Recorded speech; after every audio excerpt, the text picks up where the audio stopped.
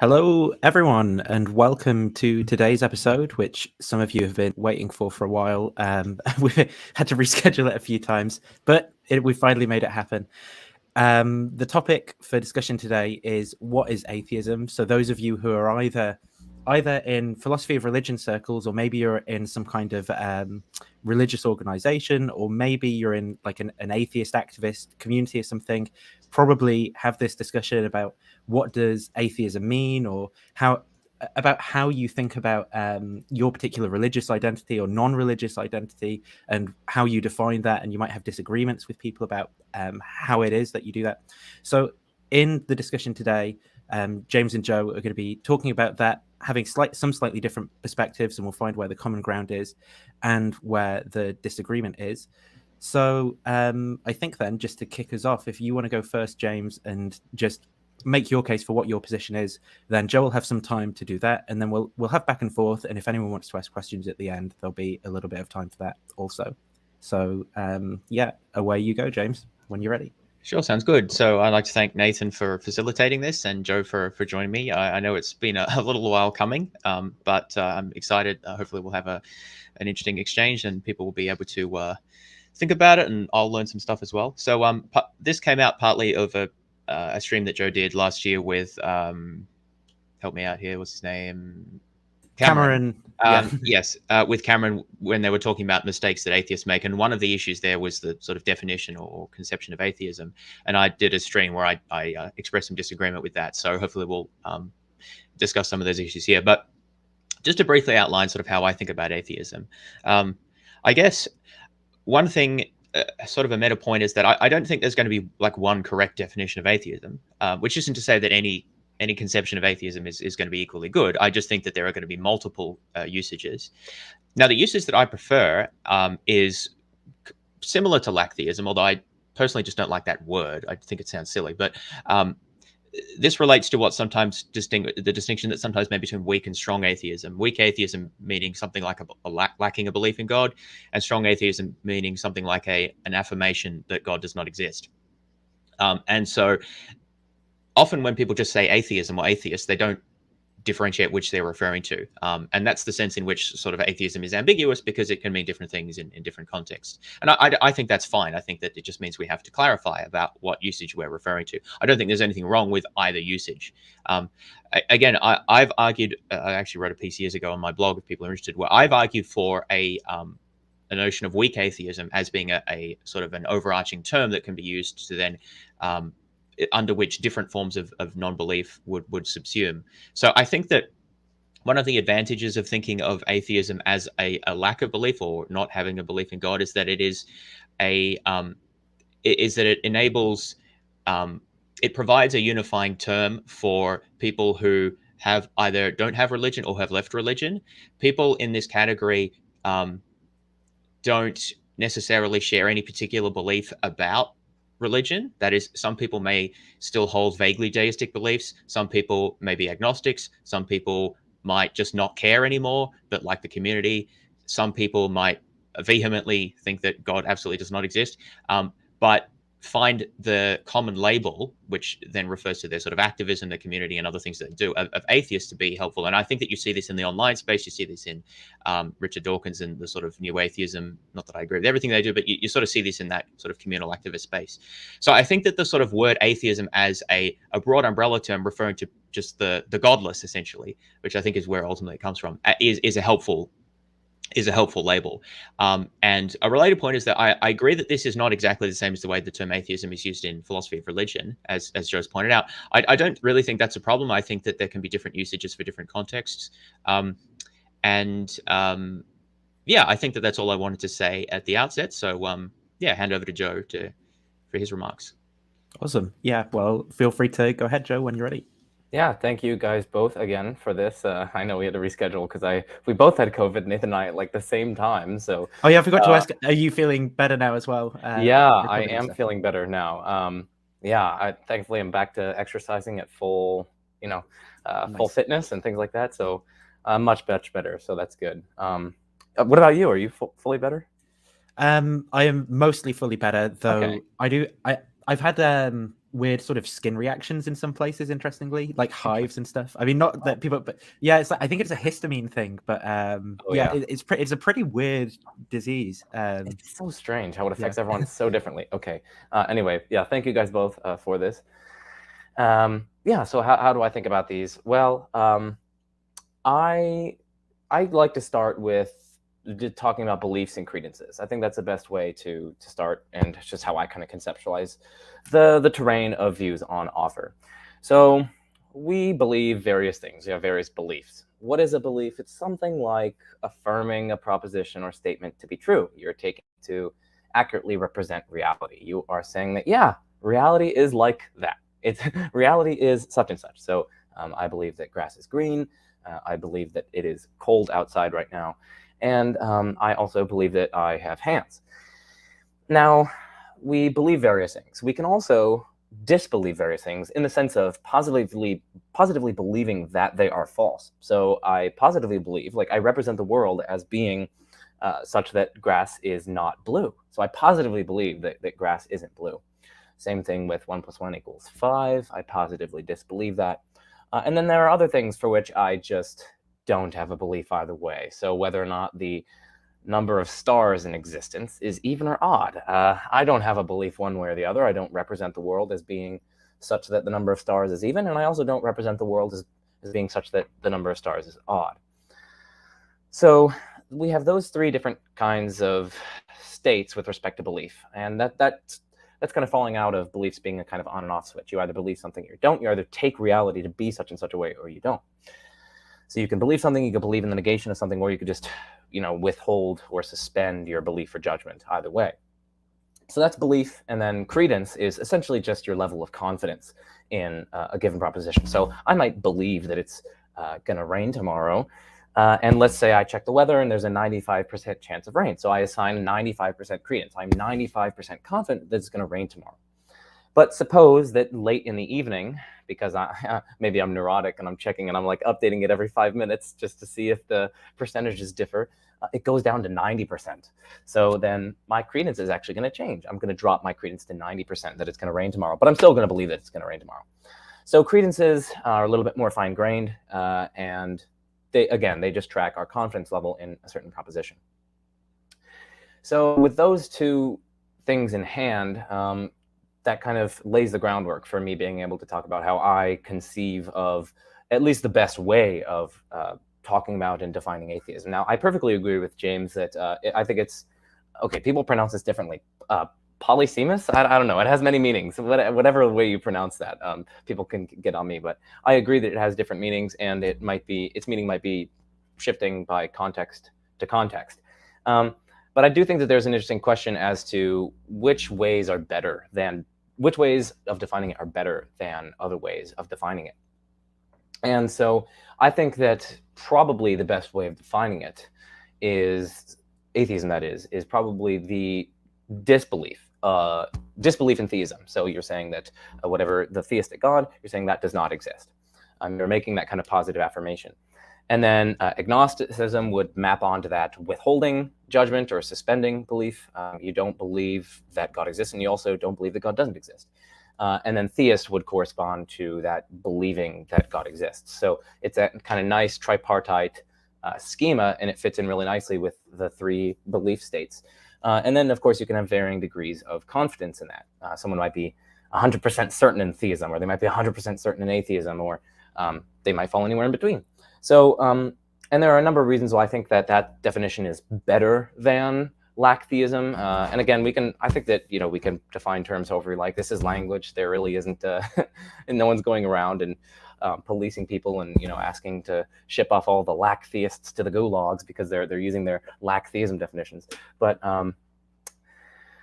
what I would say is just that there's a better way of defining it than lack theism, and that's probably the kind of positive disbelief that I have. And I mean, one reason for that is that I think that my way of going about this, or the kind of philosophical way of going about it, is best able to capture the distinction between agnostic and atheist. I think that I know James was talking about weak atheism and strong atheism. We'll probably get into this, but a weak atheist, that kind of corresponds to the lack theism under James's conception. But it sounds odd to call that a weak atheist, because we want to have agnostics to occupy a distinct, situated, unique role within our kind of schema. And I think that if we call anyone who lacks a belief in God an atheist, it's not going to be able to capture that. Even if you call them like a weak atheist or something along those lines, it seems a little bit odd to, branch or to collect them together with the atheists when they don't have a distinctive position of their own, like agnostic, simpliciter. So because they lack a belief in God, they satisfy that sufficient condition for being an atheist under the lack theism view. So anyway, I think that that's probably the biggest advantage of the way that I go about doing this. And I also allow for the different meanings in different contexts, because hey, sometimes in different contexts we don't use the best way to define something, and that can be okay. It kind of varies by context. So yeah, that's my little spiel, and yeah. Cool. So at this point, I think if I said, well, James, what do you think about that? And I said, Joe, what do you think about that? You just end up both being like not actually communicating with each other, sort of thing, and it have this weird effect. So maybe the best way to proceed, if and get you both kind of talking to each other then about this topic, would be to say the question, would be to ask the question. Something is real, like when I get tired, my grammar goes really weird. To say the question, to ask the question, what kind of features then does a best definition have, or is there one best definition? Because it seems like the disagreement seems to kind of pivot around that point, because for you, Joe, it's this idea that there is a best definition, and maybe for James it's that there isn't, and then maybe that can kind of launch this conversation between the both of you. So do you want to say anything to that, James, or Joe? Feel free, either of you. Yeah, I mean, I guess I'll just quickly say that I'm not sure my view is that there's a best definition. We might always be able to get a little bit more precise or something like that, but I think that some are better than others, and that can lend itself to certain confusions in certain contexts if we don't use the best one. But again, I think James and I are in agreement that there's some room for different meanings in different contexts, especially if you're talking to a whole group of people who are antecedently using one particular definition. Even if it's not the best definition, it would be best in that kind of context to go with the definition that they're using, because that facilitates dialogue and so on. Otherwise, you wouldn't be able to talk with them. So yeah, but I just wanted to clarify that my view isn't that it's the best. I just think that there's a better way to use it. And to the extent that people want to use better ways of communicating, clearer ways that are more advantageous, then they can try to incorporate that into their usage. So yeah. Yeah, so it's interesting. I think Joe and I are coming at the question in slightly different ways, but not necessarily incompatible ways. I guess we'll see. So for me, I don't think we can talk. Okay, let me be careful here. I think there's sort of two issues here. One is, if we are to have a conversation, like say with each other, or we write a paper or whatever, how should we stipulate our usage of terms? And often that's the word we use there is defining. I don't like the word defining because it has a connotation, at least it can have a connotation of giving necessary and sufficient conditions, which I think many terms like this don't have, but it doesn't have to mean that. So stipulating usage, right? When we're doing that, we can refer to all sorts of criteria that may promote clarity of thought and help to emphasize the features that we want. When we're doing that, we're not really bound by common usage of terms, although we probably shouldn't vary too far from common usage without a very good reason, because you're going to confuse readers. But you can sometimes do that if there's a good reason to. And philosophers sometimes will do things like that, or they introduce technical terms, right? That's when we're having like a particular focused discussion of something or writing a paper. That's stipulating usage. There's another question, which is related but quite distinct, which is, what is the meaning of a word or a term? And meaning I take to be determined by usage. Of like, and that's your PhD. Well, it's not exactly my PhD, but it's related to this, right? I'm sort of working on how we understand the meaning of words. And obviously that's a controversial area as well. But I guess the point is, if you think that the atheist community, like broadly, let's say taken in the West, is sufficiently capable of using the term atheist, like sufficiently well informed, then I would say, in some sense, the fact that they're using the term this way tells us that the word means that thing. It's not just atheists using it, like Christians use it that way as well. Of course, there are Christians who disagree. It's not universal, right? But the point is, this usage of atheism as lack theism seems quite widespread and commonly understood. In that sense, I would say that it's part of the meaning of the word, or it's a meaning of the word, which is, as Joe said, it's polysemous.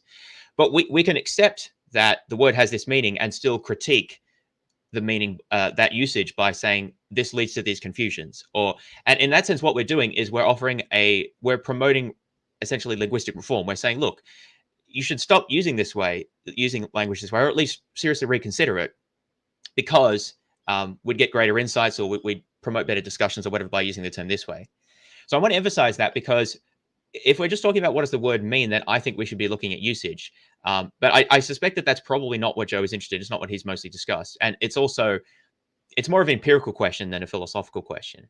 The philosophical question might be, what way should we argue for? What usages should we sort of argue for or contend for in a philosophical context in order to promote the greatest sort of clarity? And in that sense, I do think that theism has a lot going for it in that context as well, although the argument is a bit different, because if I can just add sort of one aspect to this, when you're talking about how people should use a term, that is particularly an identity-related, sort of politically laden term like atheist or atheism, you're no longer talking about purely sort of philosophical or intellectual concerns. It becomes political. It becomes sort of sociological. So who counts as an atheist, or what atheism is allowed to be, then really becomes tied in with these political questions. For example, atheists often want to present atheism in a political context, often want to present it as a lack of belief, because then it can be described as, or thought of as, a sort of a universal default or a neutral position. Not neutral in the sense that you're not taking a side, but in the sense that it's not a positive assertion. Whereas often, say, Christian apologists, or those, say, defending religious teachings in school, will want to say that atheism is just as much a worldview as Christianity, because then they can place that sort of on equal footing with, say, teaching a Christian theology or Christian beliefs versus teaching atheism. I'm not taking a side on any of that, by the way. I'm just trying to illustrate the point that these usages become politicized, and I think are politicized, and therefore to say that a certain community should adopt a different usage or should move to a different usage based on purely sort of intellectual philosophical considerations, I don't think it's not necessarily going to be a sufficient reason for them to do that. As in, they could agree in some sense that, well, in a philosophical discussion, maybe you're right, but in the broader sense of the atheist movement and what we're trying to achieve, that usage is actually disadvantageous for these additional reasons. So I think that I know that's a bit long, but I'm just saying, if the argument is how should we push usage of the term atheism, I don't think it's sufficient to only consider sort of abstract theoretical philosophical considerations, because the usage is a lot more sort of socio-political than just those considerations. Yeah. So yeah, there are a few things there, and I'm trying to remember some of the first points, because it was just it's like the recency bias or whatever it is, that cognitive heuristic or whatever, that we just remember the most recent thing. So that's what I'll kind of piggyback on. So I agree that there are certain political and social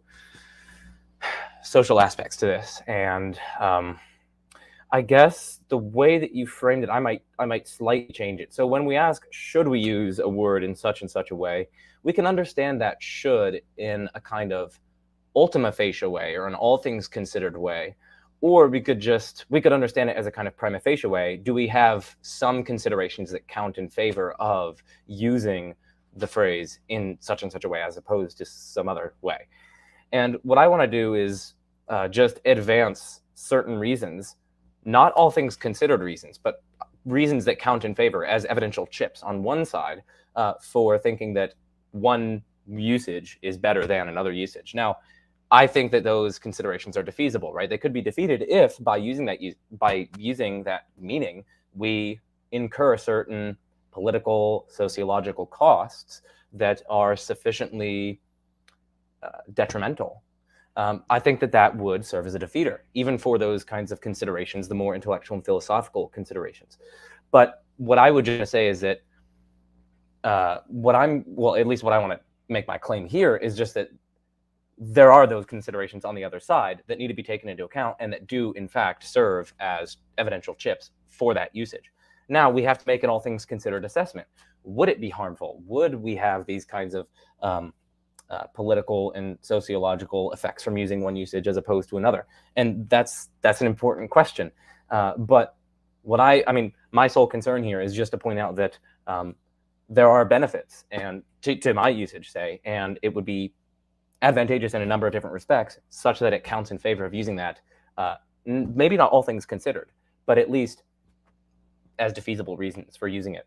And again, one other final thing before I turn it over to you is I'm still not sure if I would want to use the word should even in this context at all. I mean, I just looking at which definitions might in some sense be better than others, or which meanings might be better than others. Whether or not we should use a definition that's better than another might depend on a lot of different factors, and it might be context sensitive. So I might also want to divorce the ought claims, the normative claims, the should claims from claims about which usage is better. But yeah, I guess I'll just turn it over to you for that. Yeah, okay, that's fine. I think partly my reaction was coming from the context. I mean, and this is what I'm about to say here is part of what I was just saying before about the whole sort of political social dynamic of it, right? Because your remarks that I was originally responding to and that precipitated this video were part of a stream that Cameron did, right? Which was titled something like biggest mistakes or tops, whatever mistakes that atheists make, right? And I know you didn't title the stream, I'm not burning you with that, but I guess the point is that the arguments fit into a discussion where a certain usage is described as a mistake. And I mean, I think we generally agree that a mistake is something you shouldn't do, right? So then what's important is to get clarity about exactly what the positions are. So I'm not advancing a position about what the word means. And you're, as you've clarified, not advancing a position about all things considered usages. You're advancing a position specifically about sort of the, I guess, theoretical philosophical advantages of, as you said, sort of carving up the belief space in a particular way. Is that accurate? Yeah, I think so. And I mean, importantly, I think that once we have defeasible considerations on one side, you can have a kind of presumption in favor of that side unless and until you're given sufficient reasons to think otherwise, right? So I think that if we mount a positive case for thinking that one definition is better than another, or if we mount a positive case for thinking that we should be using one meaning instead of another, and you're just giving, defeasible considerations in favor of it, and you recognize that, I think you can be justified in affirming that you should use that simpliciter. So unless and until you're given those sufficiently outweighing considerations about political questions and social questions and so on. So I would say that defeasible reasoning can favor one view in the absence of those defeaters, right? Because it's defeasible, so it's susceptible of defeat. It's susceptible to be overridden by those considerations. But if you're not presented with those, well, then the reasons stand undefeated, as it were. So that's another thing that we should keep in mind. I mean, it's a tricky kind of context, but yeah, just to clarify for your question. So yeah, sure. I just wanted to make sure I was correctly understanding your position. Yeah. Okay, yeah, good. And so I think this is helpful because we've sort of set the stage a bit more of what we're talking about. So I still think that I think that there are sort of practical, social, political reasons to favor a lacktheist conception. Although, as I have said, I don't like that word per se, but whatever. I'll use it because that's what we're sort of going with. It's caught on. So I mean, we kind of just yeah, whatever. That's not that big a deal. But we're going to, I think, put those to the side for the moment because what Joe was focused on, and also what I'd like to talk about are the sort of what I would call theoretical, philosophical reasons. So I also think that there are such reasons to favor a lacktheist conception. And so, yeah, I guess we can talk about those now. So let me maybe now respond a little bit to Joe's sort of passing out of the sort of belief territory that he outlined earlier, because I didn't really exactly explain how I see that. So one thing which I think Joe has noted is that under a lacktheist or weak atheist conception, that is, an atheist is someone who lacks a belief in God, then agnostics are atheists by this notion. So agnosticism becomes a subset of at least weak atheism, not strong atheism, but weak atheism. So under this notion, atheism is an umbrella term. And I think it's helpful as that umbrella term, both philosophically and sort of sociopolitically. And within that, there are many varieties of atheism. So strong atheism would be one, where you sort of positively deny that God exists. Agnosticism would be another. I think that there are other views as well. There are people who are what do they call them? Agnostics, who purport that the term concept's just incoherent. Yeah, the concept's sort of incoherent, which I think is a distinct view. And there are other various isms that people have advocated. I don't necessarily want to go through them all, but I think that it's helpful to have atheism as this umbrella term, and I think it does make sense to pass it this way. Now, before maybe I'll just make a few additional remarks, and then we can talk a bit more about this. One point that Joe has raised, and I saw people mentioning in the chat, is that we have a term, non-theist, that serves as this umbrella term. From my point of view, there's not a whole lot of difference, at least sort of in the word, like etymologically, in terms of the word itself, between atheism and non-theism. I guess the usages are a bit different, and it just seems that I've never heard anyone describe themselves as a non-theist, at least that I can remember. So I just don't know that there's much of a difference there. I suppose you could probably take what I say and just substitute atheism with non-theism, but I just don't feel like the word is used like that. So maybe we could talk more about non-theism, but I'm just not really convinced that it makes much difference either way. But putting that to the side, I think that there's one other point that I want to make, and is that maybe I say agnosticism a bit differently to Joe, which is in some sense problematic because he's an agnostic and I'm not, right? But at the same time, we're talking about terms here, so I'll put my cards on the table, so to speak. I don't think that agnosticism is simply the withholding a judgment about whether God exists or not. I see agnosticism based on the sort of, unlike atheism, it's a term that was invented by a specific person. And the way that Huxley thought about it, and the way that I've heard other agnostics as well talk about it, is that it is actually the affirmation of the claim that people cannot know. Or, there's different versions of it. Some people say they cannot know, others broaden it and say, actually, no one can know, like can be justified in claims about whether God exists either way. So I actually don't like the tendency that I've seen in some areas or some people to define agnosticism as sort of the middle ground between atheism and theism, as the lacking belief, because I don't think that's what it is. I think it's actually a distinct position which says that actually we cannot know. It's an epistemological position. It's not primarily a metaphysical position. It's not a position about whether God exists or not. It's a position about what we can know about that. And so I therefore don't see it as a kind of a middle ground that separates the atheism from the theism. I see it as a kind of a separate sphere. And sphere is the wrong word, but axis, if you like. That's not quite the right term, but I think you get the idea. It's a separate question. And you can be an agnostic theist or an agnostic atheist. And therefore, I think that agnostics who, if they lack belief in God, are sensibly classified under atheism. So that's the way I carve up the space. And I think that it's helpful to do that because I think that it represents agnosticism better and gives you an overarching term. So that's where I come to it. And happy for Joe to share what he thinks about that. Yeah, so at one point you mentioned the distinction between a kind of metaphysical position and an epistemological position. Now, what I was thinking is that there's a sense in which these are all epistemological positions, right? So theist would be someone who believes, right? So we're talking about like belief states. So the theist is someone who believes that God exists. Of course, there's a proposition embedded within that propositional attitude report, but we're still talking about propositional attitude reports. So we're talking about beliefs, and the theist would be someone who believes, and then as you use it, an atheist would be someone who doesn't believe, and then as I use it, an agnostic would be someone who doesn't believe either, doesn't believe and also doesn't disbelieve, in the sense of positive belief and negation. So I think that these are all epistemological views. Now, if we talk about metaphysical views, that actually might be problematic for your kind of carving up of the territory, potentially problematic, because under that view, if we talk about theism, right, that would presumably be a metaphysical position, a metaphysical claim that there is a God, right? What would be the metaphysical position that there is no God? I mean, would it be atheism? I mean, it's a little odd that atheism would be a position, like a proposition, that there is no God. That's a kind of, I know it's a negative claim, but it's a positive claim, as it were. You're sticking your neck out, that claim itself is saying that reality is such and such a way, namely, there is no God in reality.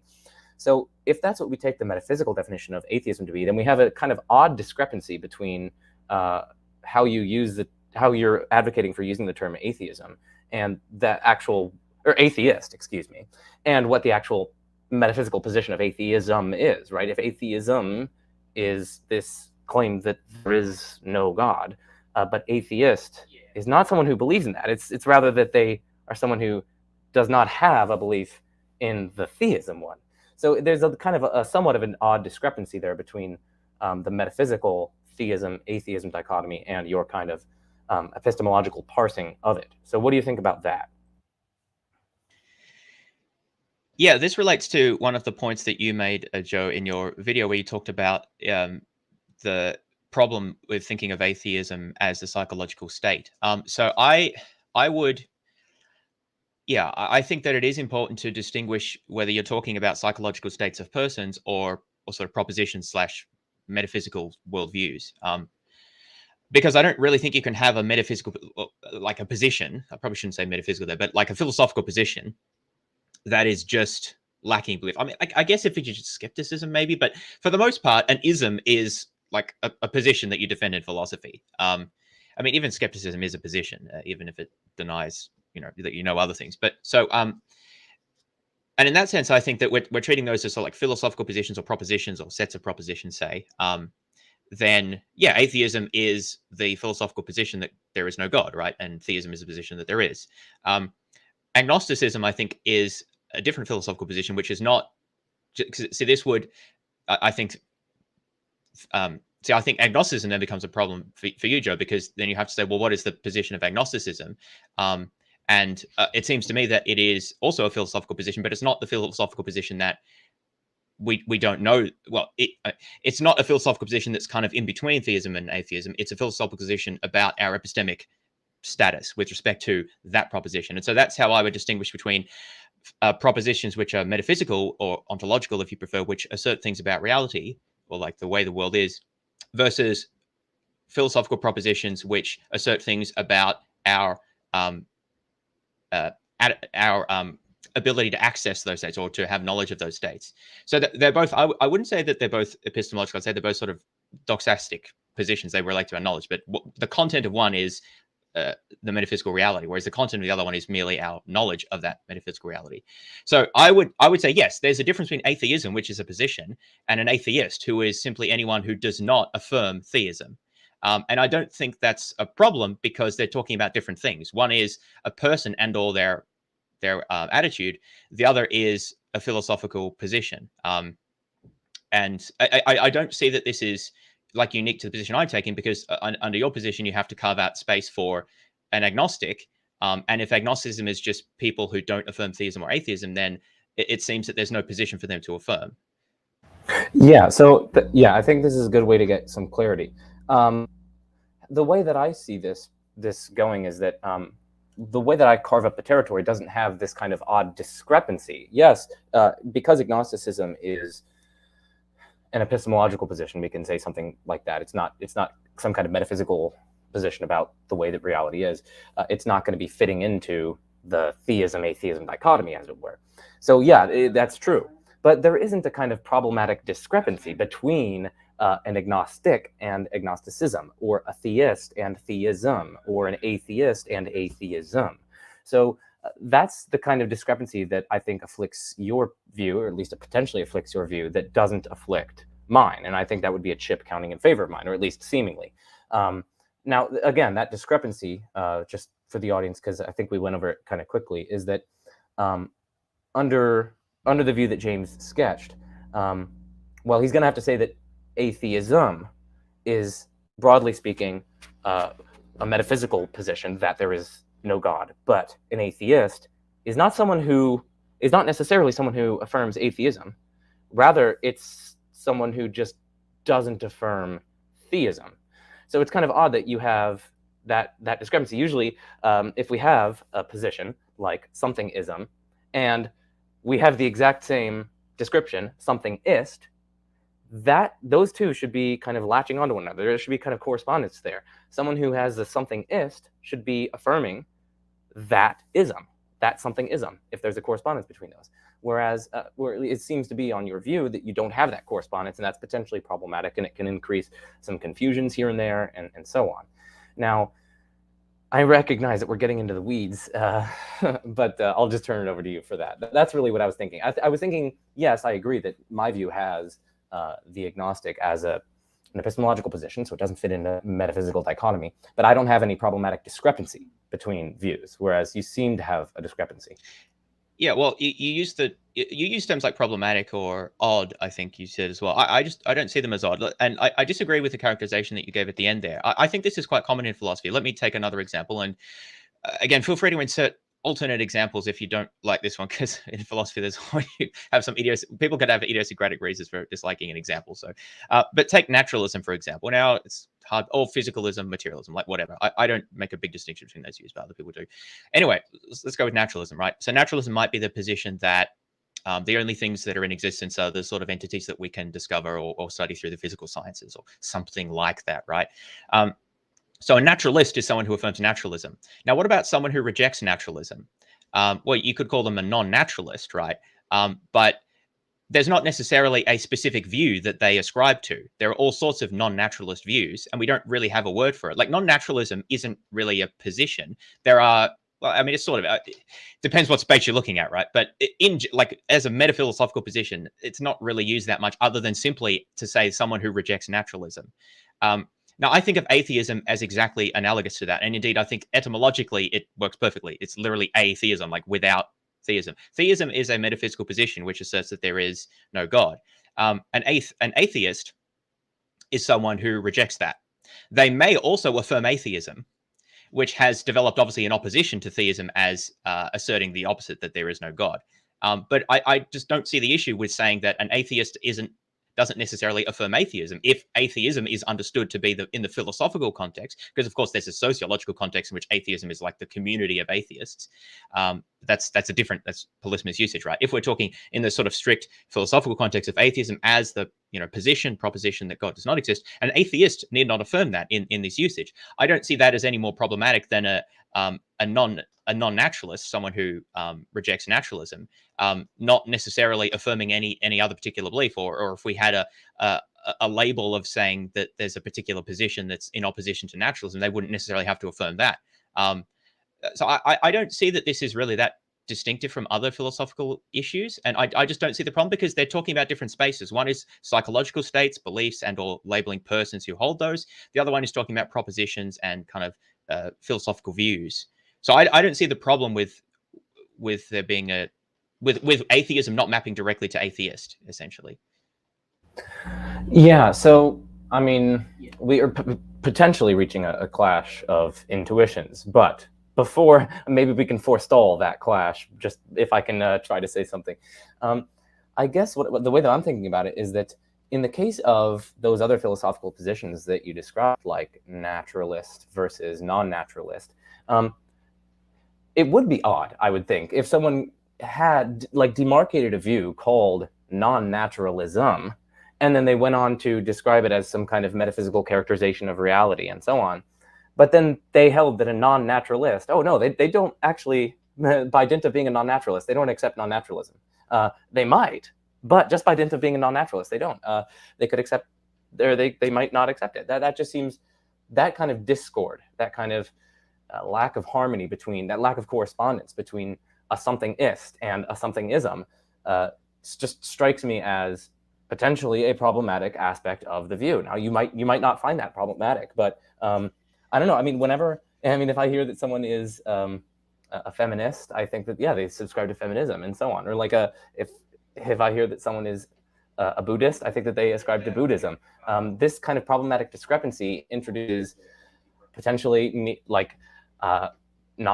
it introduces a lot of opportunities for I guess potential miscommunication or undercommunication, like not adequately communicating what you wish you could with a term or something along those lines. But again, we might be reaching a clash of intuitions, because that kind of discord is something that I want to avoid in my kind of characterization or taxonomization or whatever of the views. But it might not be something that you want to avoid, and that would probably be a potential like methodological issue that we would have to dig into pretty deeply. Yeah, I don't think it's just an intuition that I hold this view. By intuition, I mean something that sort of we can't explain, or is at the rock bottom. And by saying that, I think I can try to explicate why I think that this is an issue, because I think that philosophers, and I would say just people generally, often want to reject a position without affirming anything in its place. And atheism, an atheist is someone who is doing that with respect to theism. Atheist then refers to the psychological state.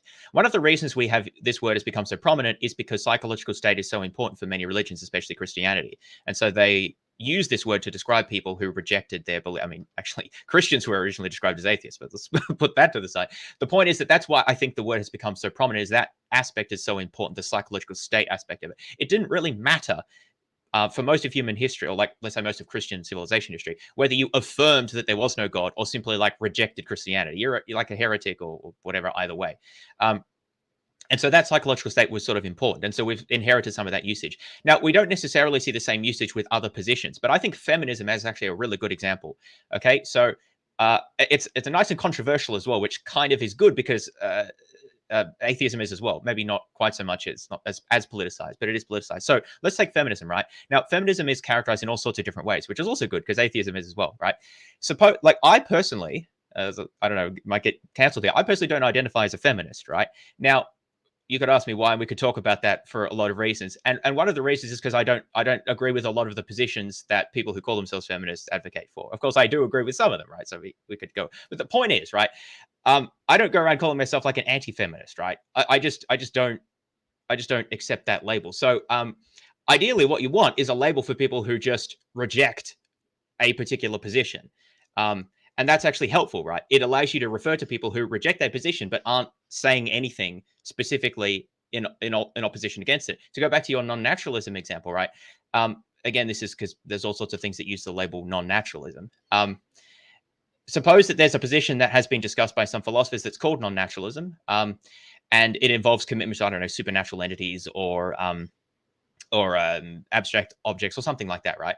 And that's discussed in literature. It's called non-naturalism, right? And then there's naturalism. But suppose there's some philosophers who reject naturalism, but don't necessarily subscribe to non-naturalism as in that position or that class of positions. So again, I think it makes sense to have a word for those people who reject the one view without sort of assuming or necessarily coupling to that they accept the other view. They may simply not have an, like, there's all sorts of attitudes that someone could have. I think the issue is trying to articulate this, that you, Joe, want to couple rejection, or you want to couple philosophical positions with attitudes with respect to them. And I don't agree with that, because I think that there's a multiplicity of attitudes one can take with respect to claims.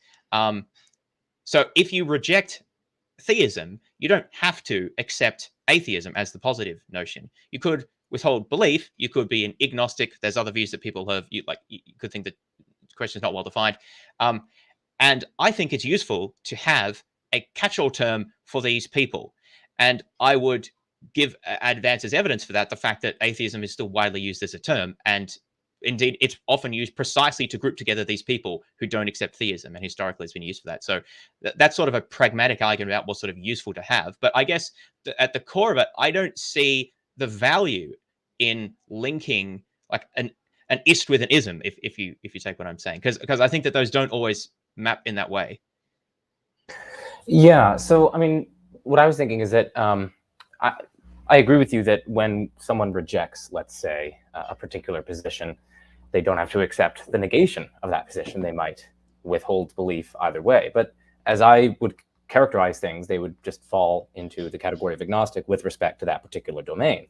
And that allows agnostics to have a distinctive position, maybe because they think that there cannot be any beliefs, any justified beliefs or strongly justified beliefs in that domain or knowledge in that domain. Maybe they think that the evidence, the extant evidence, just doesn't adequately support one over the other so as to warrant a positive belief either way, and so on. So they might have a variety of different reasons. But I think that my view allows us to have that distinctive agnostic position, just agnostic simpliciter, whereas the kind of territory that you're carving up, and I know we're going back to a kind of earlier point, but this is one of the central reasons that I think motivates at least me thinking that my taxonomization or whatever has greater clarity and precision and use in at least certain contexts. It just seems to me that carving out that specific domain for agnostic is not something that your view is able to account for. I mean, they're just going to qualify as an atheist no matter what. And I mean, why not? I mean, I guess this is, you might potentially be to just pragmatic example, or the pragmatic case for this, but like, why not instead say that, oh, well, atheism, let's say, is the positive claim that there is no God. Theism is the positive claim that there is no God. An atheist would be someone who positively believes in atheism, whereas a theist would just be someone who rejects atheism, right? So it's a kind of symmetrical, like what, and then I could say, oh, well, there's a weak theist, and then there's a strong theist. A weak theist would be like what I use as an agnostic, right? It's just odd because we don't want an agnostic counting in any way as a theist. And similarly, it seems that we want to carve out a distinctive space for agnosticism. We don't want to cache them as a particular kind of theist or a particular kind of atheist. That just strikes me as just potentially introducing confusion, and I just think that there's a better way to carve up the territory. Now, again, yeah, I'll turn it over to you. Yeah, well, I think this is good because I think maybe we're getting at to the crux of it here. So I think that I strongly disagree with your characterization of agnosticism. As I argued before, I don't think that there is a space where you've got strong theists, strong atheists, and then agnostics in the middle. I think that that's a mischaracterization of agnosticism, and they shouldn't have a space in that domain because they're not making the same type of claim as a theist or a strong atheist. They're making an epistemological claim, and as I've said, and many other people have said before, you can be an Gnostic atheist, an agnostic atheist, a Gnostic theist, and an agnostic theist, or you can be an agnostic simplicator, and that is not see, I think that this is the other issue. What it seems you want to do is lump everyone who does not affirm atheists like strong atheism or affirm, say, strong theism into affirming agnosticism. But what that does is it leaves there's not a one-to-one mapping between agnosticism, if we understand that as classical Huxley, you cannot know. Not every agnostic by your notion has that. Some may simply say, look, I personally just don't know. Like, I have no idea. I'm not even saying I can't know. I just don't know, right? I don't think that person is an agnostic in at least not the Huxley sense, right? What about someone who thinks that the propositions are ill-formed? There's no fact of the matter. I don't think they're agnostics in the Huxley sense, right? So I think that you then your classification of those people as agnostics doesn't fit as well with the way that term was sort of stipulated and has been used. Now, you could say, yeah, but James, you're doing the same thing. It's just you're lumping all of these different people under the atheist label. My claim is that actually fits better with the way that atheism has historically been used, and is used like in practice. And because atheist isn't a term like agnostic that was developed as a person advocating a specific position about what we should think with respect to religion. It's always kind of been a catch-all descriptive term for those who reject the dominant religion. And that then leads into my response to what you said, Joe, about, well, couldn't I just do it in reverse? Couldn't I just sort of lump everything into the theist category, except those who are strong atheist? And to that, I would say, in principle, you could do that, but we just don't live in a world where that makes sense, right? Atheism has always been, historically emerges from and develops as, in the Western tradition, certainly, a rejection of predominant religious positions. And that's how its usage has developed. So to sort of flip it would just not, like, I don't think you can consider the appropriate usages of a term entirely divorced from historical precedent and the way that term has developed. So in some sort of purely logical space, I guess you could do it that way. But I would argue that history matters here, both about the development of the term agnostic as well as the development of the term atheist, and that when you consider those factors, having atheism as a sort of I've got to be careful here, having atheist, it is easy to be incautious, having atheist as a psychological catch-all for those who do not believe in God is a better fit than having agnostic as a psychological catch-all for those who do not affirm strong or atheism or strong theism.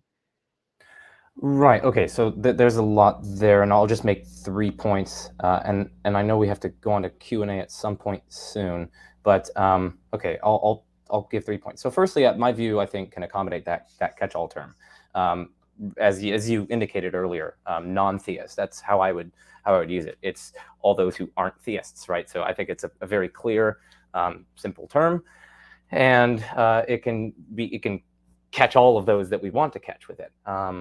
And we don't have all this, we don't have what I take as a lot of confusion engendered by, oh, well, you're an atheist, but also you're like an agnostic, so you fit into this atheist category and so on. I think that you could just carve out room for that kind of agnostic simpliciter if we have the non-theists. So agnostics would count as non-theists under that view. Now, that's the one thing that I would say is that my view can account for that umbrella term. That's just one thing that I want to say. I had two more points. One of them is that I don't think that my view has agnosticism, like agnostics on a different kind of domain or kind of claim. Okay, there's a sense in which it does and there's a sense in which it doesn't. Okay, the sense in which it doesn't is that all of these claims, or all of these views, or I guess people, theists, agnostics, atheists, they all are, we're talking about their belief states. So whether or not they believe P, whether or not they disbelieve P, that is, believe not P, or whether or not they withhold belief about P. So we're in the same domain there. It's not like a categorically different kind of thing in that sense. I guess the sense in which it is a categorically different kind of thing is that one of them, the P in question, the agnostics withhold belief in P, namely proposition that God exists. They withhold that because of the, let's say, epistemological considerations. Maybe they don't think that evidence favors one side or the other. Maybe they think it's impossible to know either way. Maybe, there might be a whole host of different reasons. But I just wanted to say that I think all of them are at the level of belief. And then it's whether or not the beliefs correspond to particular propositions. That's sort of how I'm seeing it. And then that's the second thing that I want to say is I think that they are all kind of on the same playing field, the same domain, and I'm not really carving out this weird space for agnostics. And then the third thing that I want to say is that, oh yeah, I just wanted to kind of push that kind of, I don't want to say dichotomy, the kind of lay of the land that you were sketching when you were saying something like, we have agnostic theists, we have agnostic atheists, we have Gnostic atheists and Gnostic theists. So, and I know you're probably going to want to respond to my first 2 points, but I have a question here for this third one. What is an agnostic theist under view? Like, how does agnostic modify theist there? Because I've always been a little bit confused on that kind of lay of the land. And I mean, I'm looking for clarity here. I mean, this isn't a gotcha question, so. I feel like Nathan might be better at answering this question to me because I don't purport to be an agnostic. It was agnostic theist. Well, I mean, like, what does it mean? Like, what do you mean by that? I mean, I think the question might have to be what it would mean under your view, but I'm happy to. Yeah, I think that's. I think that's what he's asking. What it would mean. What it would mean under your under your characterization? Because, well, yeah, I'll turn it over to you. What do you mean by that? I use the term borrowing it from those who adopt the term, so I feel slightly reluctant to say, oh, this is what it would mean. But I understand that's not precisely what you're asking. So if we think of agnosticism as, the term only makes, I don't think the term makes sense in the way that you've stipulated it, which is why I think probably you're asking the question, because you think of things, or you've characterized things as you affirm, you don't affirm, or you affirm that God exists, you affirm that God does not exist, or you withhold belief. And in that sense, I don't know that there's room for this different sort of Gnostic or agnostic variation. That's not really how I primarily think about it. I think you can think about it that way, but I guess that's what we've been arguing about, different ways of thinking about it. I think about it in terms of sort of degrees of acceptance of an ontological claim and degrees of acceptance of epistemological claims. So agnosticism describes, again, it's polysemous like other things. An agnostic implicator, I think, is someone who follows Huxley in taking the strong view that you can't know either way. But I think that when you use it as a modifier, it's a little different. A Gnostic Christian is someone who thinks that you can know that God exists. I mean, and there's degrees of that, right? Whereas an agnostic Christian, I think, was someone who I think accepts that God exists, but maybe that you cannot maybe you can't be justified in believing that, or you can't. Well, yeah, I guess that's where the knowledge they believe, but maybe say that you can't know it. So this is again what distinguishes a claim about ontology from a claim about epistemology. Likewise, I think an agnostic atheist might be someone who rejects the existence of God, but doesn't think that you can know that.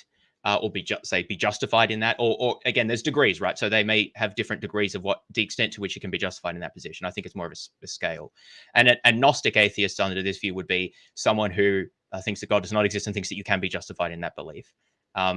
So I maybe think of it as more of an axis, and then there's sort of a position in the middle, which is like the classical agnosticism, which is more saying like, I don't know and no one can know kind of thing.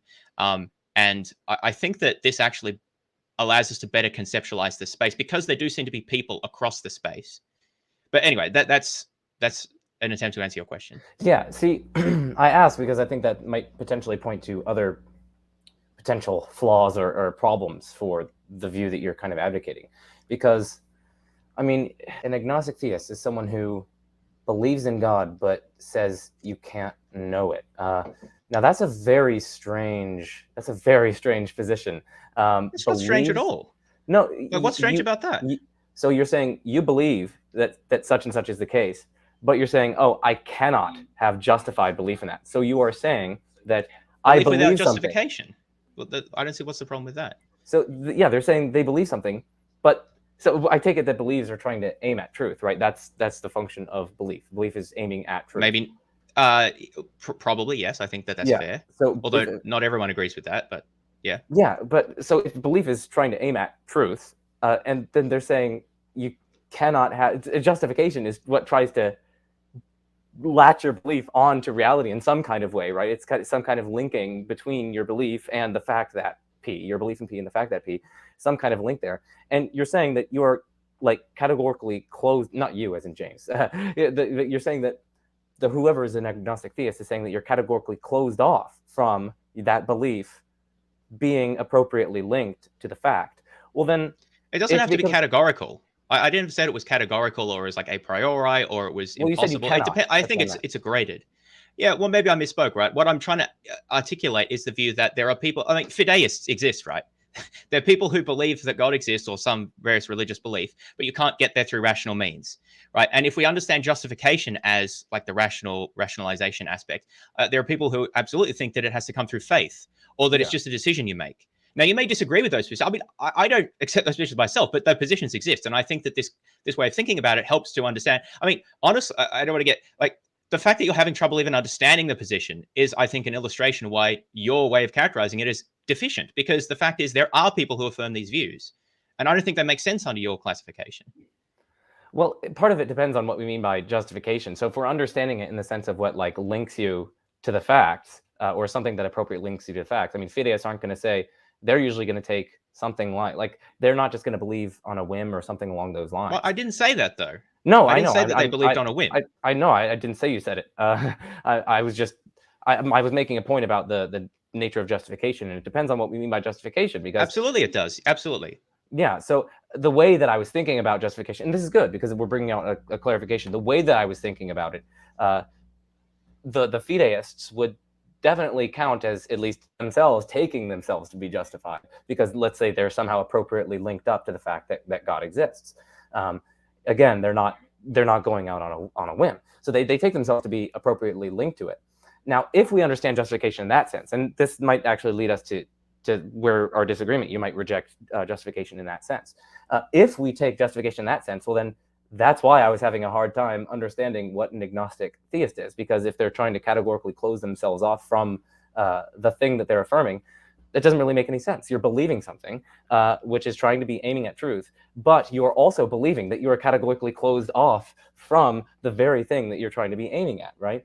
So that's why I was seeing this as a potentially confused category. It's the way I understand justification. Now, of course, we might disagree with that kind of a characterization of justification, but I don't think that illustrates any deficiency in my conceptual apparatus. I think it does because, sorry, I'm interrupting. I was just going to say it just illustrates my my notion of justification as what you take to be like, or either what does link your belief to the fact or what you take it to be. I mean, there are kind of more epistemic ways of caching that, more ontological ways of caching it out. Now, one final thing before I turn it over to you, I'm going to let you get the final word on this particular thing, and I think it's probably best to go to audience Q&A next, because we're already at this. I know Nathan said at the 50-minute mark, and we're at the 60-minute mark. No, it's all good. So I'm fine with James having the last word with this particular back and forth.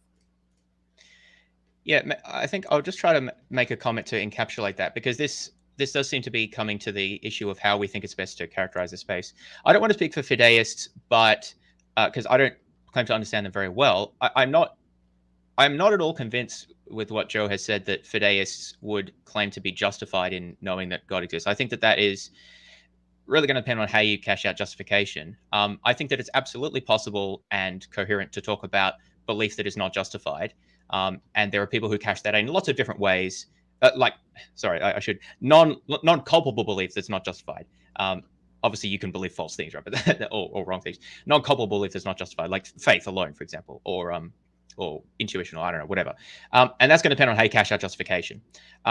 My claim is that it's important to have distinct labels for psychological states and ontological positions.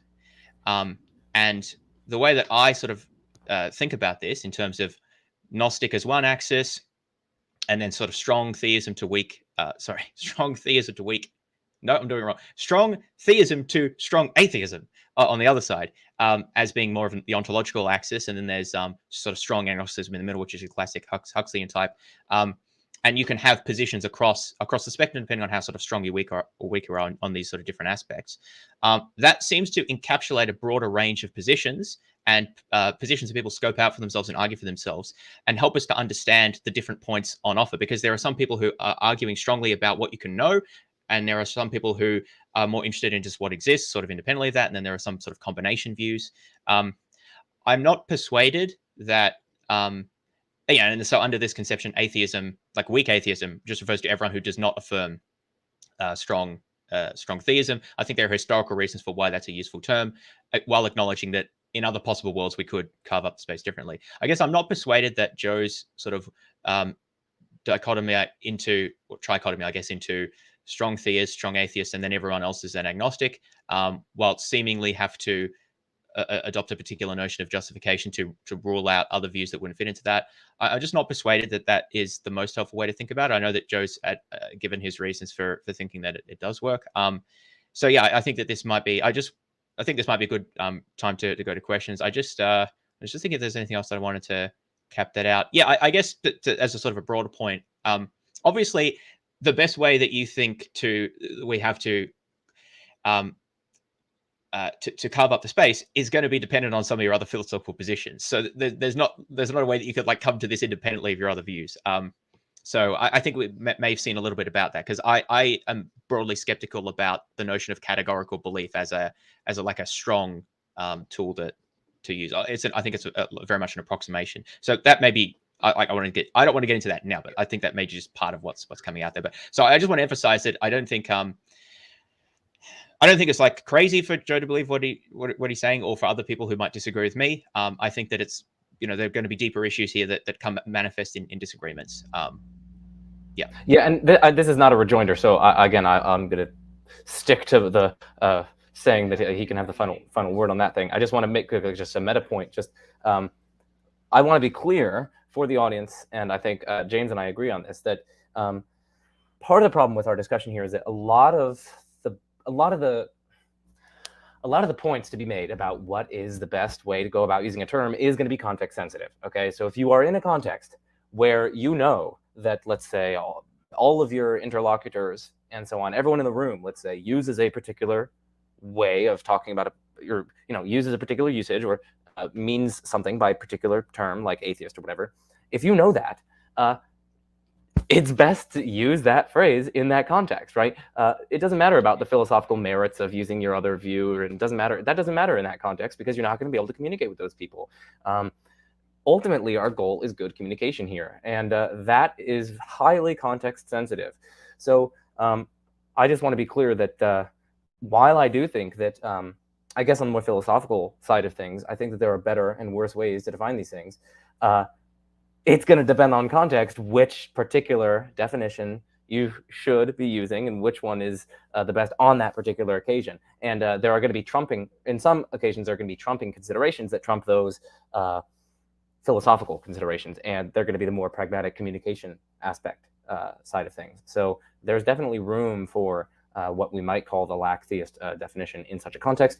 In another context, there might be room for the usage that I use. So, for instance, if you go to a philosophy conference, you should definitely use my usage, because that's what they're going to be using and understanding. So, But anyway, I'm just going to edit that.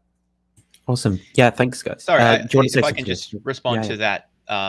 Again, not a rejoinder, just a follow-on. Yeah, I think in terms of the philosophy of religion, when you're debating arguments for an existence of God and other issues, yeah, it makes a lot more sense to focus, because again, that's a focus on the sort of ontological claim. So use it that way, and that's the standard in the literature as well. So I agree with that. But the point about context sensitivity, I think, is also very important and well taken.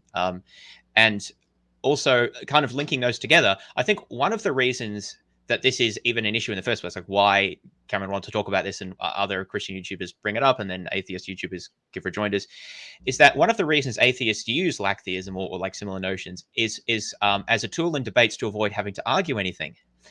And because they just say, well, look, I don't have a burden of proof. I don't need to defend any position. You just need to defend your views. And then I'll just say, you haven't convinced me, or like, I'm not persuaded, or you haven't given enough reasons.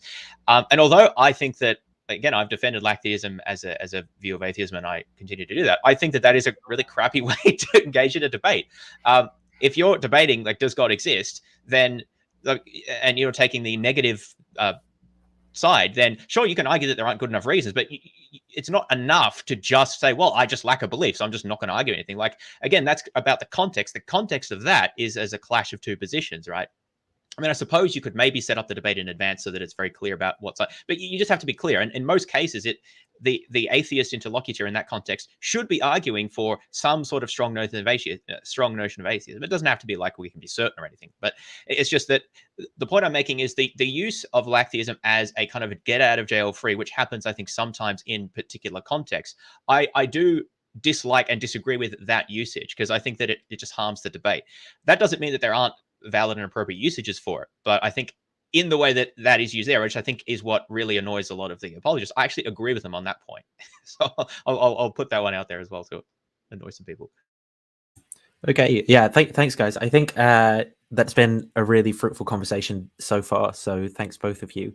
I'm just going to share quickly some of my thoughts about things that I picked up on while you were both talking, that I don't know if it will help to find some middle ground or maybe summarize things. But I also think both of you have kind of covered some of these points, which I wrote down before either of you made those meta points, but you touched on them a little bit.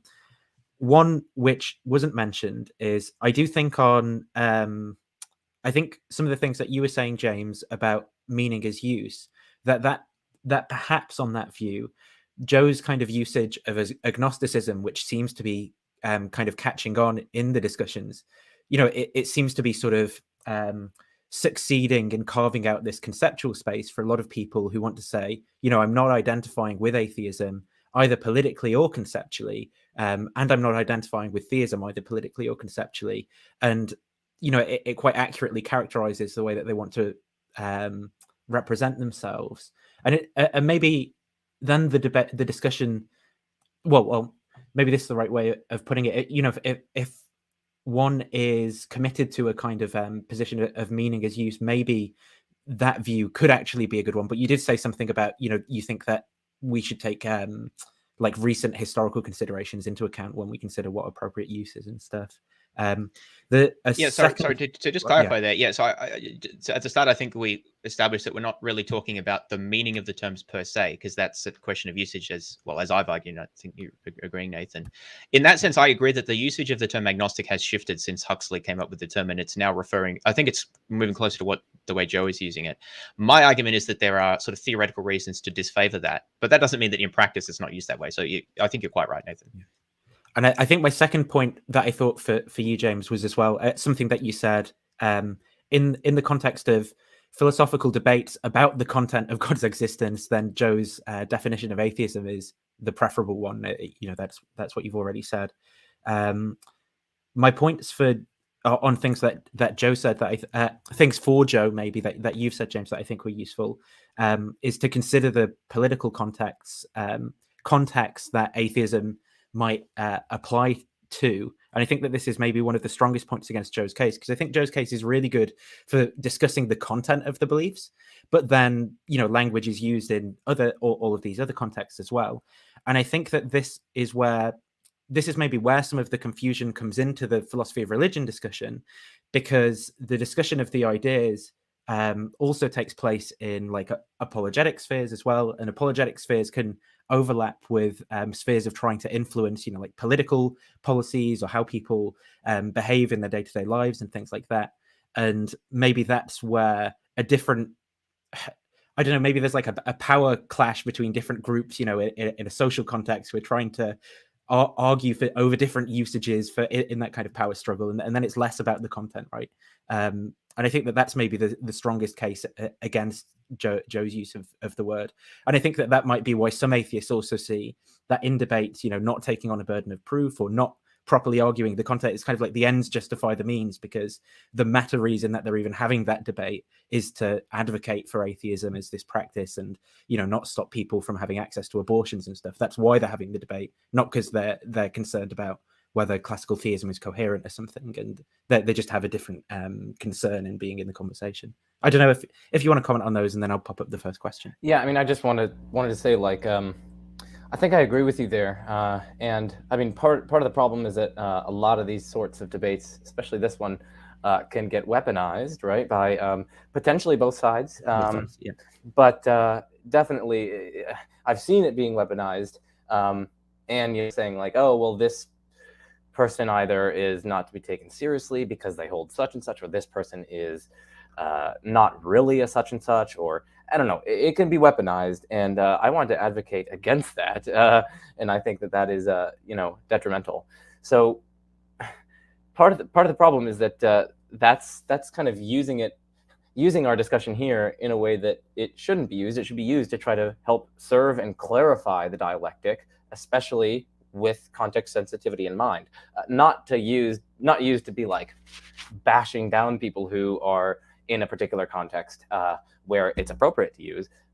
Anyway, I think that's just an abuse of what we are doing here, and so I just want to caution against that. And I think it's potentially, your point is well taken, and that James, his kind of conceptual carving up might lend itself, and again, I'd have to think about this further, but it might lend itself better to the kind of political aspects of things, whereas mine, as you were saying, probably might lend itself on the more idea, philosophical, theoretical side of things, potentially. And that's something to take into account. That actually might ultimately end up supporting the kind of, I don't know, context sensitivity view, which, I don't know, maybe maybe we're all... It might be why intuitions... my view is something like, maybe that's why, rather than it being that our intuitions are coming from this truth of pure reason, fact of the matter or something, maybe it's just those different contexts we're situated in as well, which sort of guide where we diverge on some of those things. Yeah, and that might even be like the best position. Like, I'm open to that being the best position to take, just simpliciter.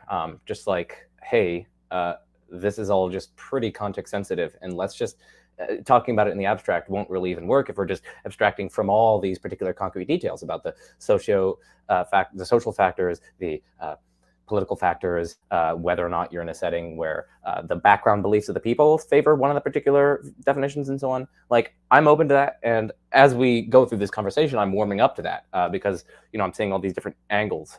So yeah. That's the wrong super chat, and I just turned off my video, so that's gone well. It was the same person did a super chat a bit further up. Here it is. Sorry, joined late. Maybe off topic question, but why the hell should I care about theist metaphysical claims? When should I care? Theists put a lot of value in it. I mean, I put a lot of emphasis in that. That might not have been there. They might be a very nice person. Theists put a lot of value in it when lacking a sound argument. Whoever goes first can go first, and whoever goes second can go second on that. Well, maybe I'll say, I think that this is, I don't know about this person specifically, but this kind of sentiment is one of the reasons that people give for adopting lack-theist type positions, at least sometimes, right? Because they say, look, they don't care about the metaphysical claim as such, although they may sort of lean towards it, right? And they certainly don't care about the arguments for and against it. They just know that they're not in the theist camp. And often that's a combination of sort of social and political and as well as like ideological aspects. So like, I've talked to people like this. So if you press them about, does God really exist? Like, is there a being like that? They say, well, I'm not sure. Maybe there's something, and then they'll say all the things that they don't believe. But the person may well call themselves an atheist, right? So obviously this is very far removed from sort of the ivory ivory tower is a derogatory term, but you know what I mean. It's far removed from the, I don't mean it in that context. I just mean that it's far removed from the philosophy of religion journals, right? This sort of, you know, philosophy of religion is not going to say something like that, right? But that's the kind of context that gives, I think, rise to and substance to why people are calling themselves atheists, and at the same time, not necessarily affirming atheism, I guess. Yeah. In the strong sense. Yeah. What do I want to say with on this comment? Let's see. I mean, you can disagree with that usage. I'm not saying you have to. I'm just saying that my reaction to that is that's the sort of attitude that I think shapes this sort of usage. That's all I'm saying. Yeah, yeah. I mean, part of the problem is that I immediately want to get to the root of the attitude. Like, oh, does it like, does it matter? Should it matter? There's a lot of stuff on the line, isn't there? I mean, if certain views here are true, well, then there are potentially stark consequences in the afterlife. There are potentially amazing consequences in the afterlife. That's a kind of practical argument just for considering the views. Pascal's wager might be interesting just to try to get people to be practically rational, to at least think about philosophy of religion and apologetics and so on. Maybe it doesn't work just like for trying to get you to fully believe and adhere to a particular religion. It might work to get you to be interested in these particular questions because of how much it matters. So practical rationality speaking, the kind of utility on the line. So anyway, I just wanted to comment not necessarily on what James said there, but I want to get to the kind of root of the attitude there and see whether or not the attitude is a good one to have, whether or not it's a rational one to have, and so on. But yeah. Okay, so the next question then from Lance is, how does Joe categorize people who have never heard about the concept of God and have no beliefs one way or the other? And feel free, James, as well, if you want to say anything about that. Yeah, so Oppie has a nice carving up of the territory, and he calls these people innocents. So they're people who maybe don't have the concept, or they're so young that they haven't really even thought about the issue, and so on. So yeah, atheists under Oppie's preferred view would be people who believe that there are no gods. Theists would be people who believe that there is at least one God. Agnostics would be people who aren't those innocents that I said earlier, but they withhold or suspend judgment either way. And then the innocents are the ones who haven't even considered it, and so on. And that's again, now we're kind of getting back to like the context sensitivity. In the context of philosophy of religion and so on, and what Oppie's using, I think that's a very good carving up of the territory. I think it's highly useful, and I think it's very clear, and so on. So that's how I would go about it. They would fall into a kind of innocence territory. Yeah. So just to sort of, without getting into the argument again, just to sort of say where they would fit. I mean, so under my view, these people would count as atheists, as do children. I follow Baron de Holbach, one of the first atheists who said that babies are atheists because they do not believe in God. But then, of course, as I said, that the lack of belief in God then doesn't sort of commit you to the nature of what beliefs they do have, right? So there's a multiplicity of different attitudes that one could have towards the proposition that God exists, aside from just affirming it, and one of them is to simply have literally no concept at all. I don't like the label innocent that Oppie uses, not because I just don't like the word. Like it just seems to have the wrong context to me. But I agree that it makes sense to classify it that way. It's like I don't like the word lacktheist, but that's really just a subjective point. Yeah, innocent. I just kind of share I sort of share that subjective point as well. Like innocent. Like are the other people guilty or something? Like,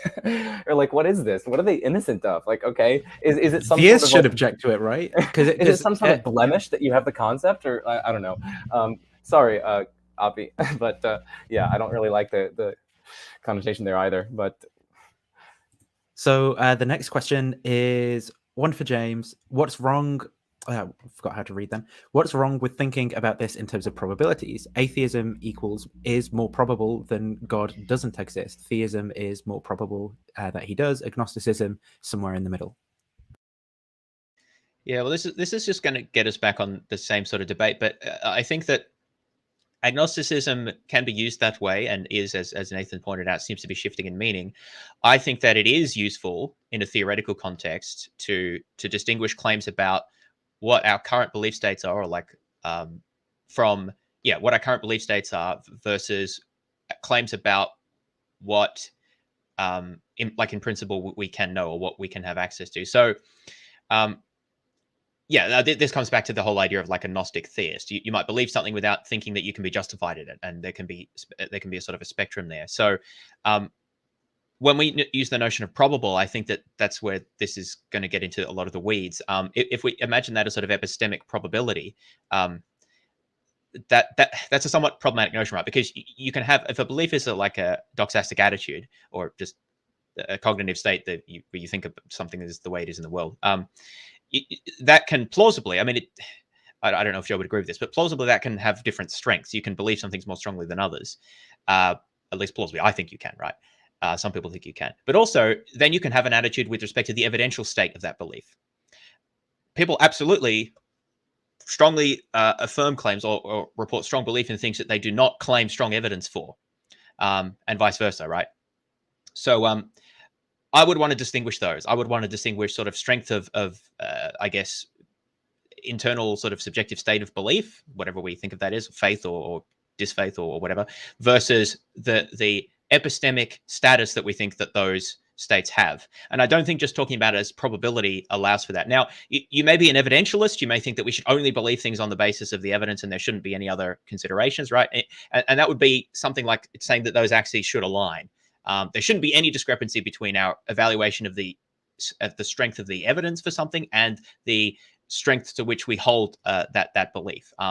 And if you think that is true, then you may say that there should only be sort of one axis. But I guess as a point of fact, I don't think that's. I think that there are many people who reject that and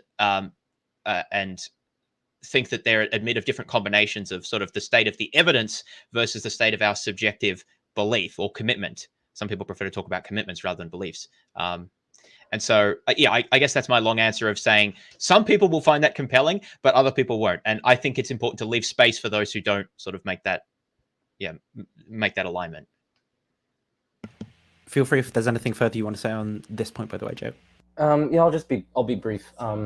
So yeah, I largely agree with what James said there. I mean, the points of disagreement would just kind of take us back to what we've already covered. I mean, one thing that I will say is that the way that I was conceiving of justification earlier in our conversation wasn't in terms of that kind of evidentialist, strict kind of evidence. It was rather the kind of whatever links your belief appropriately to the facts. So it allows for a very externalist sense. It allows for an externalist sense as well as internalist senses. And yeah, anyway, I just wanted to clarify that for the audience that I didn't have the evidentialist one. And I wasn't saying James said that I said it. This is just clarification. Because yeah, I was just responding to, that wasn't an argument against Joe. Yeah. I was just responding to this. And yeah, we don't have time to go through all of the issues that underpin this, as I said. But yeah, I guess just the meta point is that I like to have labels for different positions. So this is my attitude. I like to have labels for different positions. I don't like labeling schemes that seem to constrain positions. I guess I've sort of said that Joe's does that. I'm not making that claim here, but with respect to this comment, yeah, I feel like it maybe is leaving things out, at least potentially. So that's why there's concern there. But for some people, that will be this is perfectly fine. Right. Okay, I'm just looking at questions. There was one that was just, where did it go? This. So I don't know, David, if you've got a question and you want to type it out again. And there was one where I think Yusuf from Thought Adventure podcast was wondering if he could come in to ask a question. If you guys are okay with that, I'm happy to let him hop in and ask his question, but I'll see how long. I don't want like a debate and I don't want it to take. Yeah, it's gonna have to be. Ages. It's gonna have to be quick. Yeah, but I mean that's there. If it's in the next 5 minutes, that's okay. But do you guys want to say? I mean, what do you guys think about? Oh, well, here's the question, and then I was going to say, what do you guys think about the discussion and your thoughts and conclusions moving forward? Or is there a point to move forward from past this? But before that, then this can be the last audience question. How bad do you think the opposing definition is? I think this is a good question, actually. Does it have any benefits that your preferred one lacks? Yeah, okay, I can go first on this one. How bad is it? That's a little negative way of putting it. I mean, I wouldn't call it bad. I mean, I'm using comparative assessments. All I say, my only claim here is in terms of better, right?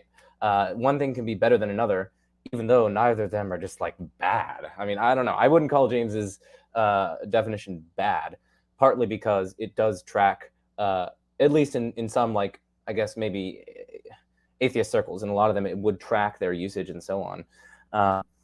So I wouldn't say that his is bad. I mean, I wouldn't even say that it's very bad or a little bad. I mean, I just say that there are certain benefits in certain contexts. I mean, I'm really coming around, as I reflect on this, as I was saying earlier, I'm coming around to a kind of context sensitivity view. Because I mean, I was consulting, I know Stephen Woodford made a video on this a little while back, and I consulted with him a lot on that.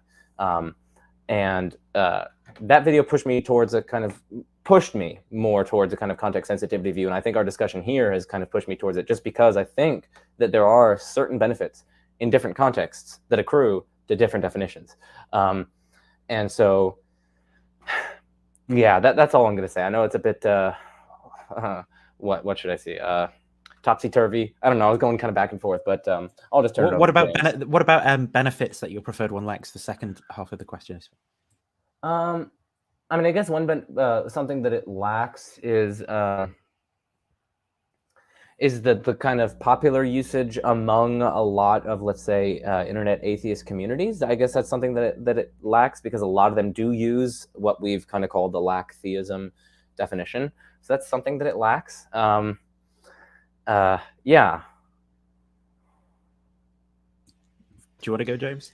I don't think Joe's conception, the way he's outlined it here, is bad. I think it's in fact the best one to use in a lot of philosophical contexts, particularly, sort of Western analytic philosophy of religion. That's the standard usage, and it's good for, there are a lot of advantages to it. I also think that in a lot of public debates about does God exist, or with a similar topic, it's better to use that conception. I don't think it's going to be that helpful in a lot of debates to talk about a lot of the issues we've talked about, the whole two-dimensional thing. Maybe in some cases there might be, I can see maybe, but in general, I don't think that's actually helpful. It's probably not why people come, and it's not the most profitable thing to discuss. So yeah, I think there are quite a few benefits. What I would say is that I do think that there are advantages to allowing for a wider range of attitudes about the relationship between belief and reasons and evidence and cognitive attitudes and all this sort of other stuff that I don't necessarily think that Joe's usage allows for. But in a lot of contexts, those aren't relevant. And so maybe you don't need to allow for them in those contexts. It may actually be confusing to use some terms in that way. Sorry, I was focusing on the chat. Did you answer the second half of the question as well? That does it have benefits? I think I answered that. Yeah, he did. Sorry, yeah, I zoned out on that point. Not because your answer was so bad, James. Because I was just focusing on the chat. How bad was his answer? No. Yeah, exactly. Well, my credence would be exactly 0.37. Okay, Yusuf, welcome. And do you want to ask your question for our guests? Yeah, I'll do. Sorry, I understand you don't want it to be too long, so I'll try and make it quick. But yeah, so I just wanted to sort of ask a question with regards to agnosticism. So do you think it might be, because I agree with Joe in terms of trying to have specific definitions with these things that we can all agree on, because when we have this kind of chaotic approach, it becomes very difficult to have discussions on the whole thing. So in terms of agnosticism, I've always sort of seen this as a position as well, but as the proposition that the negation of two propositions, so the negation of the theistic one and the negation of the atheistic one, and it is saying that it is true, and I guess there's two forms of it as well. So you could have the proposition that it is true that we are not justified in holding that atheism or theism is true. And then you could have like a sort of lesser form, which I guess you've been calling lack theism, as being the proposition that it is true that I am not justified in holding atheism or theism as a position. So there's a distinction between who is not justified. The one who says I am not justified rather than we is just saying maybe I've not looked into it enough. It's possible that there are good reasons to believe one way or the other. I'm just ignorant of the discourse, so I can't really say either way. Whereas the agnostic that is saying no, the atheist, so the person that says there is no God, isn't justified, and neither is the theist.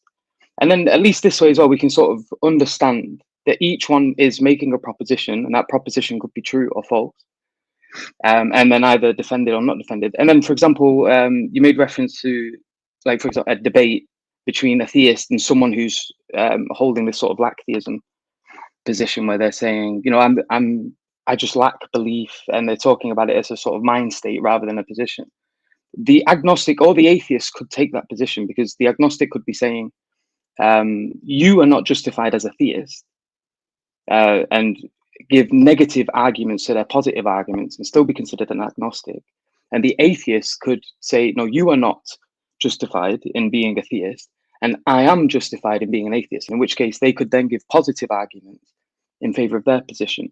But this way, I think if we were to look at it in this sort of format where everyone is holding a position and we're just being very specific about what that proposition is saying is true, whether it's we or I or so on and so forth, then it helps the discourse and it unmuddies the water, because half of the time we're just sort of arguing about semantics, and people are saying, you know, no, I'm an atheist agnostic, and they say, well, that's not really how you should be using the word, etc.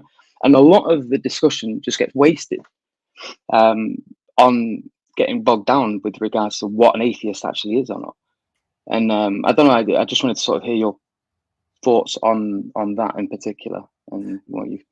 Well, I did want to say, like, at the end there, you made like a really good point that in a lot of conversations that you're going to be having with people online or in person and so on, it's best to just get clear on your definitions at the start and just move on to the issues in question, unless you are specifically designated, unless your topic is specifically designated to be what is the better definition or what are the benefits of certain definitions as opposed to the others. And even if you disagree with your opponent's definition in a particular conversation or dialectical context, if that's not the issue that you guys want to go after, if you're just trying to discuss the fine-tuning argument or the contingency argument or something, then you should just get clear on whatever definition you want at the beginning, and maybe just, you know, be pretty understanding of your dialectical partner and just use theirs, let's say. Just get clear on that and then proceed to discuss the actual issues. It's not worth, I think, as you rightly point out, going through the kind of semantics of it and so on. It's best to just get clear with your dialectical partner and then go to the actual topic.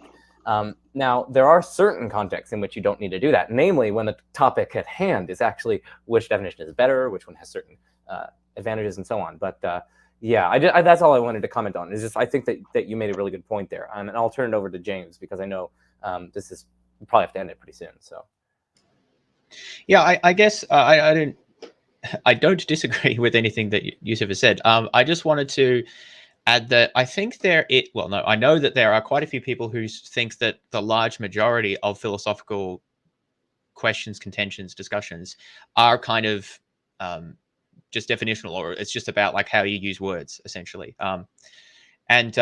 Well, usually that's phrased in a sort of a negative way. It's all about, it's just a language game, and it's not really about anything, or there's little substantive disagreement that's not just sort of word tangles. I think that can happen in philosophy. I think most philosophers agree that can happen. I don't think that is the case the majority of the time. But what I would say is that getting confused about, or not even getting confused, just not being clear is often at the heart of these issues. And philosophers are often not as good as they should be about being clear about things. But non-philosophers are also often in a muddle about what they think and the way that they phrase things. So I think clarity should always be our objective in these sorts of discussions, which is why generally if I'm introducing myself or outlining what I think, I'll say, look, I'm an atheist. And by that, I mean, and then I'll say I'm a particular variety of atheist, like I'm a naturalist and this other stuff, right?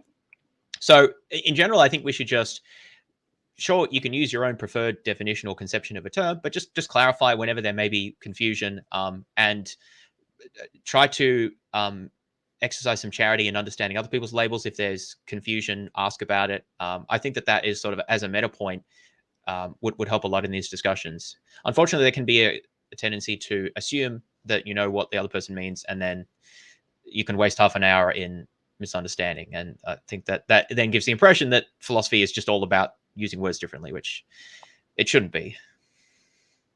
No, thank you. Yeah, I think the most annoying thing is, for me personally, is when you're discussing something with someone and they put forward a proposition, and that proposition could be false or true, but they kind of get confused about what the burden of proof thing is. And you have a lot of atheists, or people who identify as atheists or agnostic or whatever, who think that the only person that has any burden of proof is the theist. And that's not always true. If you are putting forward a proposition, for example, if you do say that God does not exist, you do have a burden of proof because you've made a positive claim. If you say that the theist and the atheist, in terms of atheism proper, neither of them are justified in holding to either of those propositions, then you have a burden of proof to show that their arguments are not satisfactory. And it's all about who's making the claim. Now, you can just give negative critiques of positive argument and just say, I don't know. And so then be the sort of lack theist. And then that would be fine. But it's just rather frustrating when people don't see the distinction between putting forward a proposition that can be true or false, and then just expecting theists to be the only ones that ever have a burden of proof. And it was even in the comments not too long ago, where they're talking about you shifting the burden. I agree. I mentioned that before, and I think that it is fine to just critique arguments, but even someone who is doing that is still, I would argue, still has a burden of proof in a sense, because they are advancing some sort of standard of critique. They're saying, look, here's what we need to count as a good argument for, say, the existence of God, and it doesn't meet that standard, or it fails in these ways. And I don't think that there can really ever be you can really ever say anything meaningful philosophy without having some burden of proof to justify the what your starting points or the basis of which you're critiquing something. And I think that there are atheists who try to kind of present themselves in that way, that they'll critique an argument, but then they'll say, oh, I'm not defending anything. But even if they're not explicitly defending something, and I think often they should, that would make the debate more interesting. But even if they're not, they are defending some sort of epistemic claim about the status of arguments, and what would count as a good argument for and against, and how strong it has to be, and so forth. And that needs to be defended, right? If they're saying that all of the theistic arguments fail. And often lack theism, I think, can be, as I said before, a way to try to avoid any semblance of burden of proof. And I do think that that's sort of problematic with respect to the discourse. Yeah, no, perfect. Thank you for engaging with that. Yeah, and thank you apologies for your questions. jumping No, on. it's all good. Thank you. I sincerely thank you for your question. Yeah, Yeah. I'll pop you back. And okay, there was, if you could just answer this one quickly, Joe, do you affirm that it is a mistake for atheists to use the lack theist sense of the term, all things considered? All things considered, my view right now, like as of this moment, is probably it's context sensitive. That's probably what I'm going to say at this point. I think that there are considerations that do count against using the lack theist sense of the term. And so there are certain deficiencies in it. But those deficiencies can be overridable by contextual matters, by political matters, as we've seen here, by social factors, as we've seen here, and by your audience, as we've seen here. And so my view would just take a context, in my tentative view right now, would just take a context-sensitive approach. That's what I would say. I mean, does that mean it's a mistake, all things considered?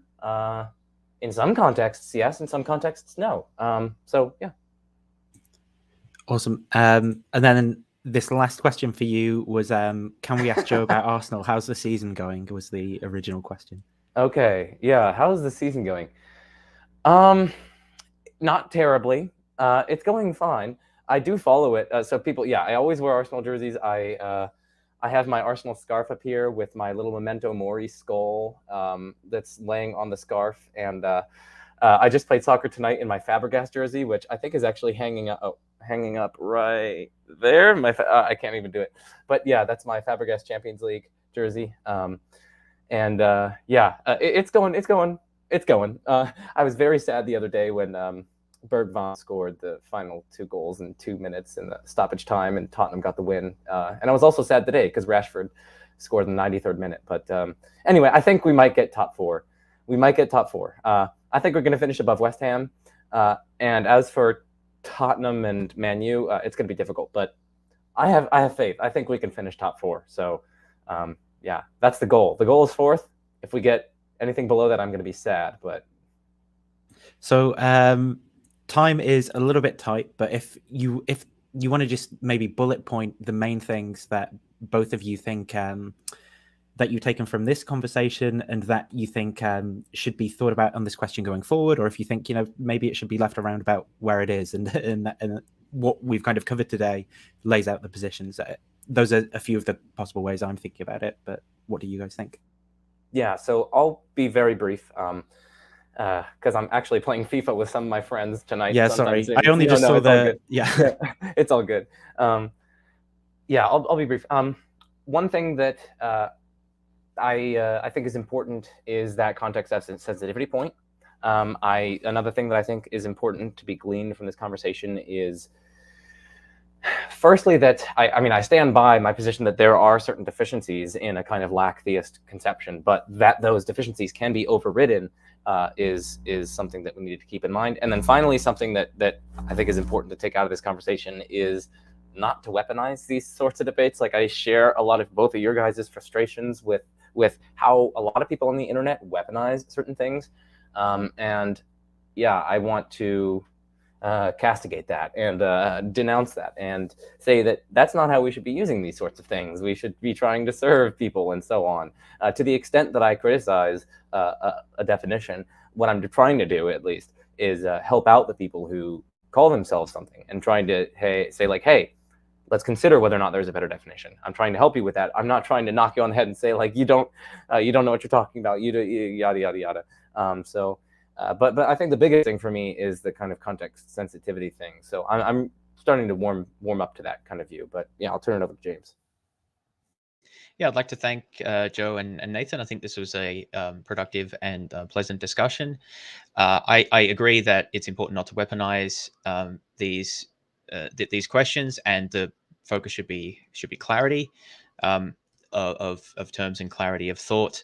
I think that there are things to, as I said, I do think that there are considerations in favor of a sort of a two-dimensionalism view, or maybe even more dimensions to this issue that's not captured by just a sort of a tripartite classification, but that is sufficient and indeed appropriate in many contexts. And one thing that I've taken from Joe is that I want to think about more is the idea that in some sense we all have to take a position about what you do with people who have, I don't know, like non-traditional cognitive attitudes towards a proposition, such as not knowing anything about it or thinking that it's ill-formed, or other things like that, whether they're more appropriately classified as forms of agnosticism or atheism or something else. I think that that's a good way to think. A good way to think about it. And as a final point, although I'm really glad we had this conversation, I think there are good reasons to have it. I would like to see the atheist agnostic space generally talking about this a lot less, because I don't think it's that important issue. And moving on to talk about more sort of more content directed aspects. But yeah, thanks everyone, and thanks for chat as well for some good questions. I agree with that, and I do think I think the reason that it can become important, though, is if without laying all of my commitments on the table, if that language game space is being weaponized by a particular side, like showing that most people should actually engage in using this piece of language in this way, right? And that it's not like you can't weaponize it against a particular group that you disagree with about the contents by just saying that they don't, they're idiots, or they don't know how to use their own name correctly or something, which is kind of what is going on some of the time. So I think it's important to the extent that it plays in like the broader context of all of these like debates and discussions about religious commitments and stuff. But I agree, it's also one of the more boring ones out there. It seems like less hangs on it than anything else. But thanks both of you for being well, firstly for studying up so much on all of these different positions and being so diligent in your thought and stuff, and for being great conversation partners with each other. I think people can get a lot out of this. So yeah, Joe's channel, Majesty of Reason, if you don't know about it, obviously head over there and subscribe. James's channel, James Fodor, head over there and subscribe as well. I'll get the things to pop up right after the end of the show, and if you're not watching it live, and I'll put the links in the description. So thank you, everyone. Bye.